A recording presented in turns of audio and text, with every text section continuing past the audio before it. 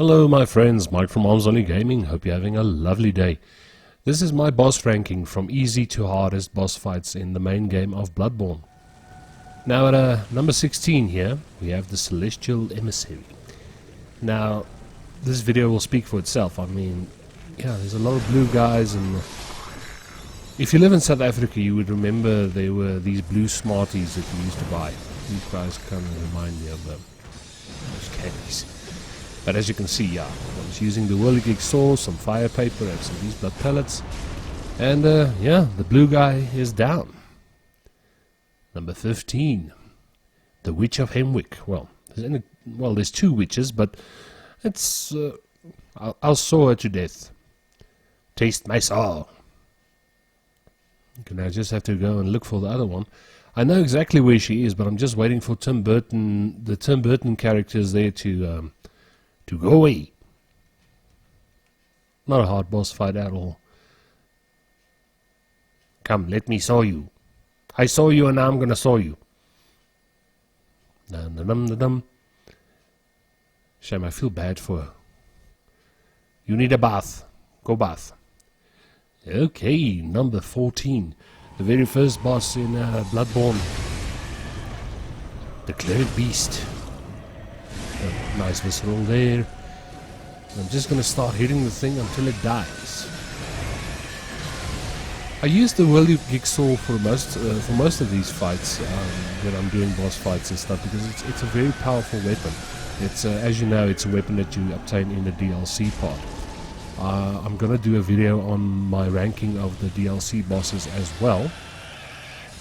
Okay, here we have Mr. Dark Beast Paul at number 13. Yeah, same thing. Hit him until he falls down. It's important, you see there's no electricity or lightning on his body at the moment because I stunned him out of it.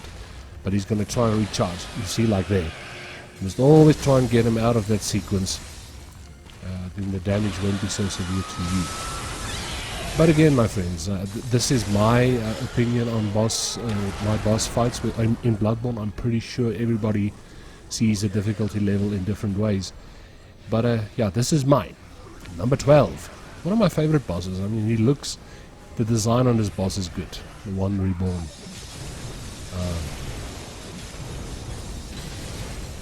You can actually, the right way to do this is to go and kill all 6 of the witches that's standing on the balconies. But I just went for it and I thought, oh well, let's just do this and kill the big thing. And we exploded there. That's the one Reborn. He's done.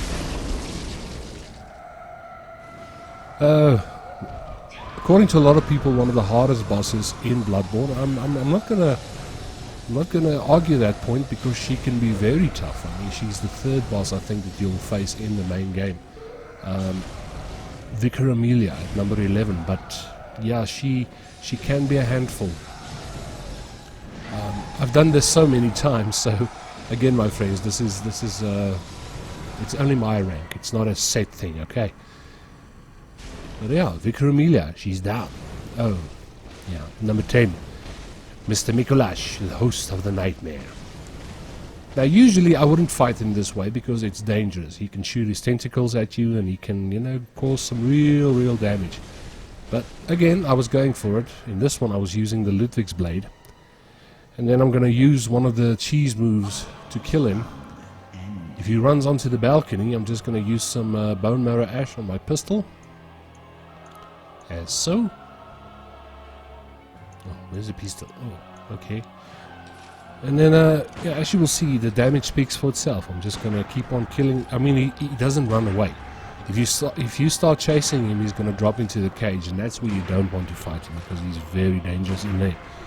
But, hey, my friends, if it works, it works. And this is how we do it. I'm going to use my Black Sky Eye. I'm going to throw my eyeball at him.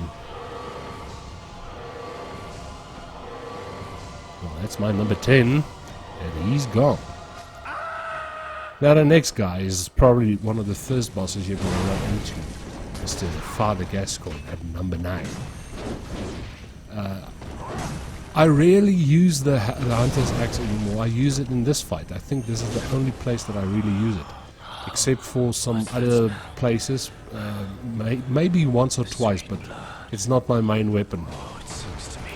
But don't be fooled by Father Gascoigne. He's a tough old bastard. He can deal out some damage. And underneath that leather coat there's an ugly beastie.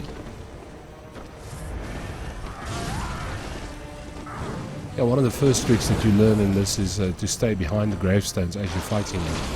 But we fought this guy so many times. And that's Father Gascoigne. He's dead. Oh. Well, they say this is a spider, but it doesn't look like a spider. It looks like something else to me. But I was using my Whirligig saw again to great extent.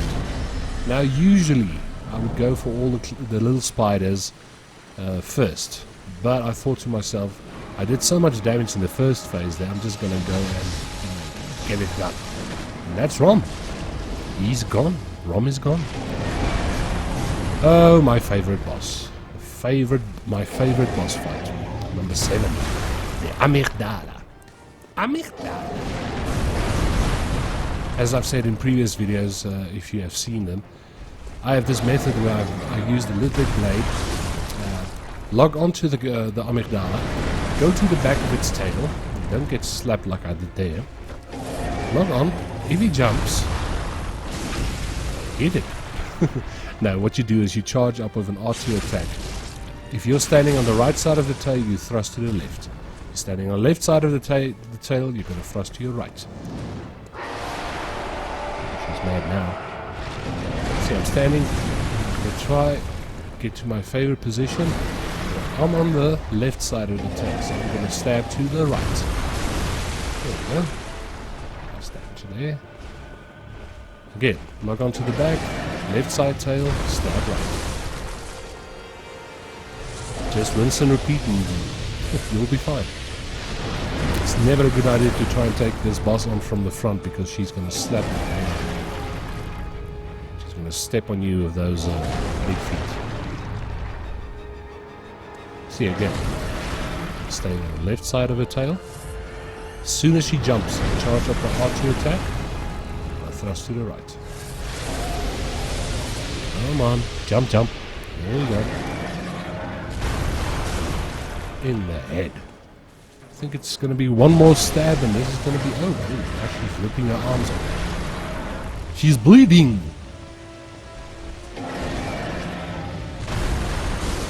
And that was the Amigdala. Get out of my way. Now the next fight at number 6, my friends. It's probably one of the hardest fights to do when you're playing alone. To take on all 3 of the shadows of Yharnam. Usually I would go for the guy with the fire first, but because I was doing this solo, I just started hitting everything and anything in sight. But yeah, this is my number 6 pick. It's getting harder. It's getting much harder. This over there. Oh, another one. Nice.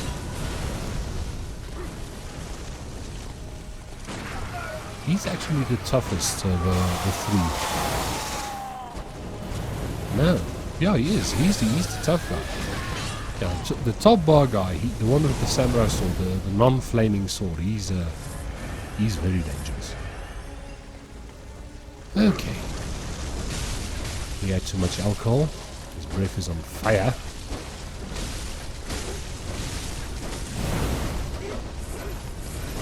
Stand still. Let me hit you. Let me kill you somehow. It's quite irritating with that guy throwing fireballs at me the whole time. You see, when you do this in co-op, it's much easier because, you know, they go for the other guy as well. I love using the old hunter Hemwick in these fights with the shadows. And with Rom, actually, he's a good guy. He's a very nice guy to have a co-op match with. But that's the shadows done.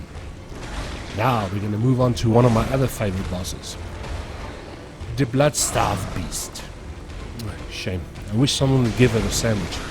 She's a little bit thin around the bum. Look there. Give me some food so I can feed the Bloodstaff beast. Using the Ludwig's blade, that's part of the favorite weapon. I love this weapon. You can do some serious strength builds and arcane builds on this thing. I'm only noticing now, I have this thing where I just hack and slash as much as I can and move away. With the Bloodstaff beast, it's always a good idea to log onto it and dodge to its right side. Most of the time, she'll miss you. Don't do what I did there. Don't turn your back on an ugly thing like that. Get some more fire paper. Oh yeah, remember to load antidotes because she can poison you. So if you, in this fight, use some clothing that's highly poison resistant because she's spewing poison there like crazy. Oh, she blew up. Ow. Let's get this done. Okay, I'm being slow poisoned, but just gonna keep on hitting her until she dies. Oh, the Nanny. This is one of the creepiest looking bosses in Bloodborne for me. Great design again. I'm pretty sure if... Yo, I almost died there. Look at my power. Whoa. I'm pretty sure if a Nanny came to me that looked like this, or a wet nurse, no, thank you. But great boss fight. She's tough. You should be so careful with her. There's a point in the match where she turns out the lights. It's like load shedding, and there's two of them, and they're chasing you all around this little arena. Should be so careful of all those blades. I mean, how many blades does she have? Hey, where are you going? I think she has, what is it? 6? Yeah. Oh, well, okay, she has 8 arms, but she has 6 blades. You see, when she does that, she's turning out the power. Ooh, I stunned her out of it. Okay, cool. Okay, she's dead. My number 4 pick, the Murgo's Wet Nurse, is no more. Now we're getting into the nitty-gritty, my friends. Ibritas. Now, if you talk to any Bloodborne player, they'll tell you to take on this boss alone can be hell. She's tough. She's fast. She's big. She's ugly. But I'm going to use my approach. I'm going to hit it until it dies. What ugly thing. Jeez. Through with my eyeball. Now she's spitting blood at me. But she's bleeding. Ow. Drop the fat head on me. Muriel. Yeah? Ooh, I can get it this way. Stand still. Let me check your eyeball. It's broken. She's a little bit stunned, so I'm just gonna go for this. Just get this over with. And that's Ibritas, my number 3. She's down. Now, one of my favorite fights. He's hard. This guy can be really hard to fight.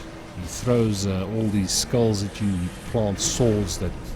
It's crazy on the roof here, but... on the roof! But it's... I'm going to saw the grandpa until he's not living no more.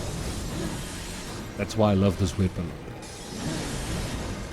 Watch this damage that I'm going to do here.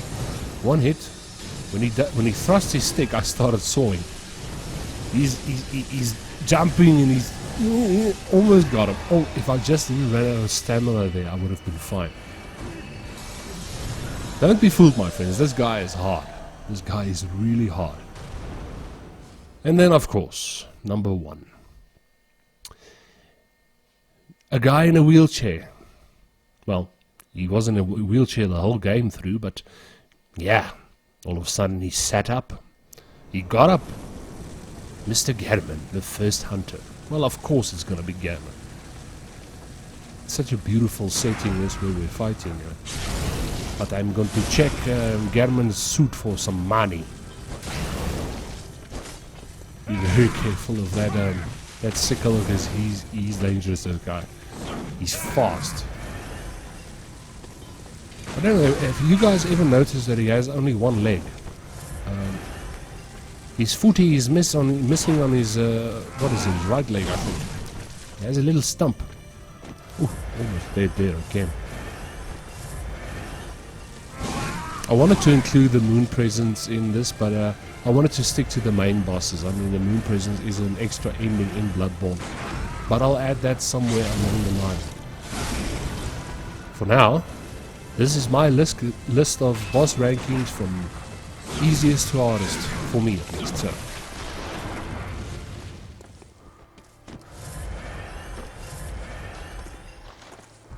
Give me some pellets and give me some fire paper. I'm going to move you.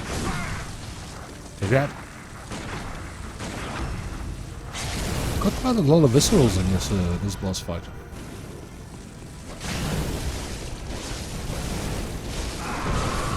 Okay, there you're safe. He doesn't blow up there, but there's another. When he goes into the third phase, and he starts flying around.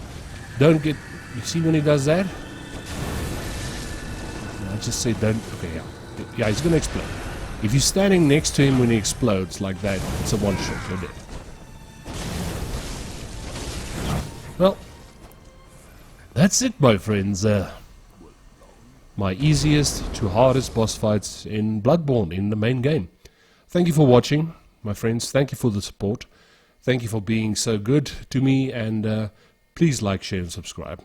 I will see you guys soon. Cheers.